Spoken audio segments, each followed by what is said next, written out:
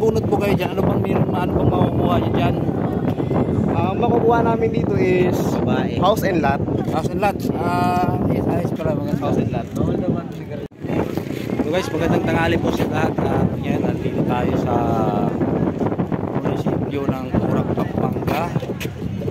Makikita nyo yun, nakapila yung mga tao kasi nga po siyempre mayroon na ito ibigay. Lapit, ayan. Nakikita nyo naman siguro at madami tao. Diyan, nakaano kami. Naka white t-shirt kami lahat.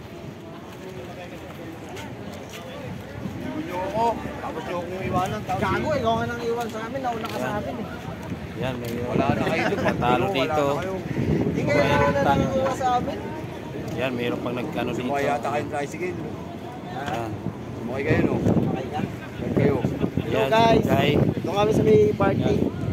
Ano bang paparty ko dito? Brad, ano bang mayroon dito? Ba't may mga tao nakapila dyan? Eh, kasalukuyan dito kami sa may munisipyo ng Porac, Pampanga. Oh. Dahil ano ito, anniversary, 30 years ng Porac, Pampanga. Kaya ginawa ng may-ari nito is i-celebrate ang kaarawan ng Sa Pampanga po ba ito o sa ano yan? Sa company lang ninyo? Hindi, company lang to ng Dungan. Kain pa. Maraming salamat Brad. Thank you po sa kunting information na binigay mo sa amin at siyempre yun.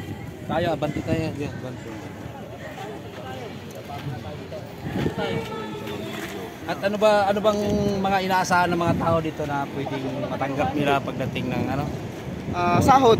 Kaya naghihintay sila sa sahod tsaka may mga parapol kami rito. Parapol, tsaka at mga pagkain. Gusto ko natin yung mga pagkain ano nila ba dito. meron? Meron kayong mga staff na binibigay? Binibigay namin ito sa mga tagawang. Tapos yun, ano bang ngayon sa pakinan?